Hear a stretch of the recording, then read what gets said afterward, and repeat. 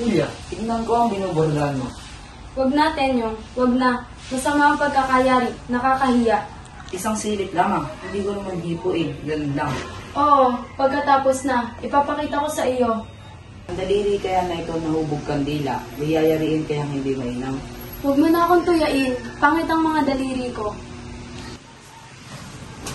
Bakit, Tenyo? Napagod ka ba? Masama pala sa iyong mapagod. Masakit sa'yo? Ano ba naman to? Nagtampo tuloy. Lalo ko ito papagalitin.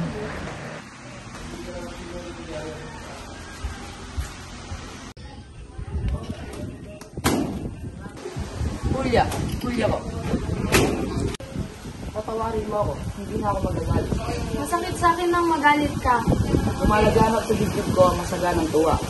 Narito at nakikita ko naming narapat na iubag sa panyong ito ang aking pangalan. Hindi nagkakamali ka. Hindi mo pangalan iyan. Iyan ay para sa amo. Iaalay ko yan sa darating na Pasko. Sa amo o sa demonyo? Bakit ang letra ay A, N at F? Oo nga. Pagkat ang A, amo, N, natin, at F, fraile. Isang malaking kalis-mustahan. Sadyang nakakapantin sa taina. Maganti na ako.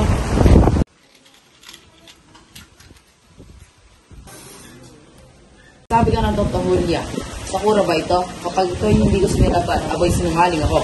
Huwag lang sila pa ng tunay mong pangalan. Ang panyong iyan ay tunay na sa iyo. 10 gordang si Julia na iniirog mo. O salamat, Julia ko. O tenyong ng puso ko. O tenyong ng aking buhay. Julia? Julia? Nakita mo ba ang aking barong makato? Mang Tenyong. Paano ka, Lucas? Po ang tatang niyo ng Waltarong Santa Maria. Dinala ko si Tatang. Opo, Saan dinala? dadalhin daw po sa Bulacan. Iya, ako'y paparoon at susundan si Tatang. Sandali at sasama kami. Julia, magtapos ka. Si Kapitan Luis, taga roon ito sa amin. Masamang tao ito. Mason po yata, among. Kung hindi man mason, marahil filibuster. Dahil kung siya'y magsulat, maraming K, kabayo K. Di po ako kabayo among. Marcelo, si Kapitan Peyton at si Juan de Paz ay dadagdagan sila ng rasyon. Hindi na sila nakakain eh. Ano naman kung hindi sila makakain? Mamamatay din naman silang lahat. Opo among, nakakawa naman po sila pagmasdan. Walang awa. Duro ko duro. Huwag mo kakalimutan na si Kapitan Mingo ay araw-araw napapaluin at bubusan ng tubig ang ilong ha. Opo among.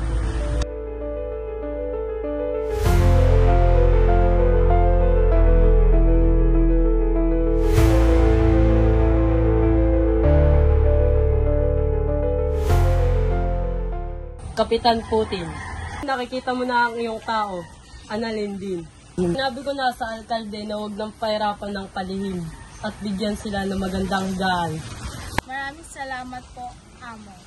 Pakiat mo lang sa bubuang at sasabihin, pakawala muna ang mga biyag, kaawa-awa naman. Opo, Mano po. Yung kay sa mamang bata, bakit hindi mo hinahalikan yung kamay ng amo? Ang may pong kumapas lang ng opo ay hindi dapat halikan. Huwag paniwalaan na sasabihin sa gobernador na si Tatang ay pawalan. Bagkus ipagbibilin pa pangampatayin ng lubusan.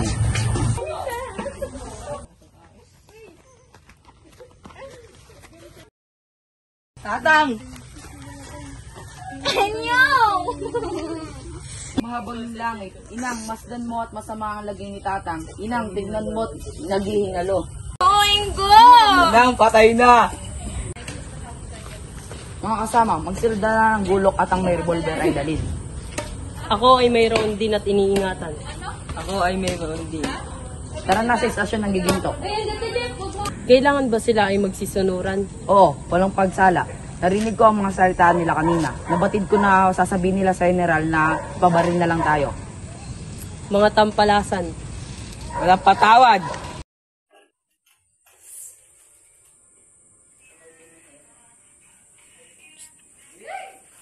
Julia, pinayagan na kita.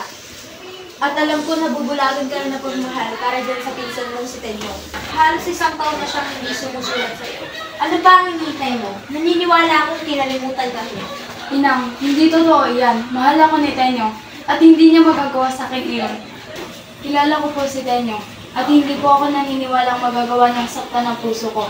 mas lalong hindi niya po kayang talikuran ang aming sinumpaan.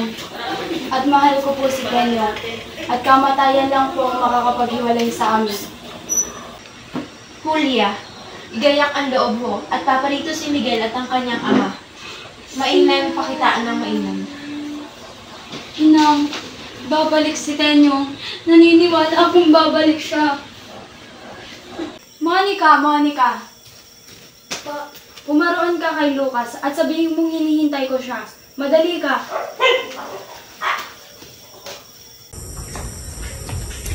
Aling Julia, pinapatawag niyo rin ba ako? Nakita mo ba ang manong Tenyo? Hindi po. Maaari mo bang ihatid ang sulat na ito sa kanya? Opo, wag po kayong mag-alala. Maihahatid ko po ito sa kanya.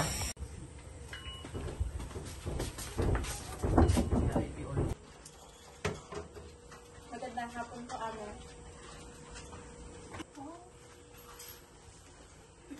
Kamusta po, Amo? Masama ho na. Noong araw kami walang inasahan, kundi ang kaunting sahod lamang. Dahil kami ay alipin ng mga praile. Ngayon kami ang namamahala, wala kaming kinikita.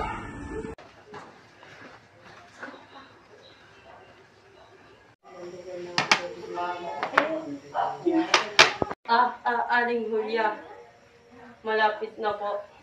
Anong malapit na? Ano kaya yung pinaplano nito? Sige, halika at nag-uusap na kami ng kanyang mabuting. Tara na nga at baka mahalata pa tayo. Kapitan Tenyo, wala na mga kaaway maliban sa daong kabila. Kung maiayos natin yan, maaari na tayong lumiban sa kapakalan. Lucas, bakit ka narito? Eh tagal-tagal ko na kayo hinahanap, Kapitan. Tignan niyo ang aking itsura, binugkog ng kaaway. Bakit ka napaparito? Ano ang iyong pakay? May dala po akong sulat. Galing saan? Kung inyong babasahin, inyong malalaman niyo po.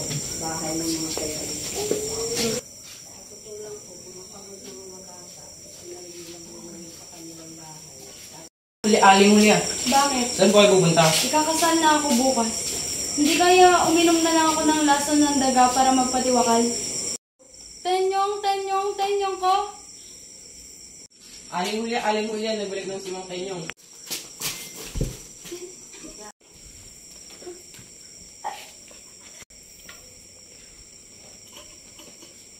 Nagtagumpay na ang aming plano. Wala sugat.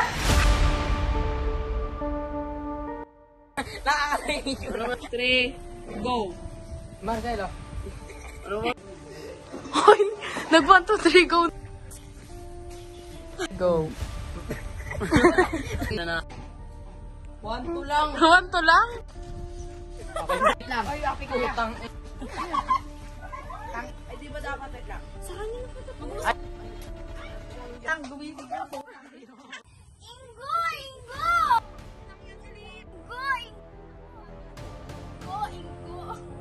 Go! Ang tigas naman. Go!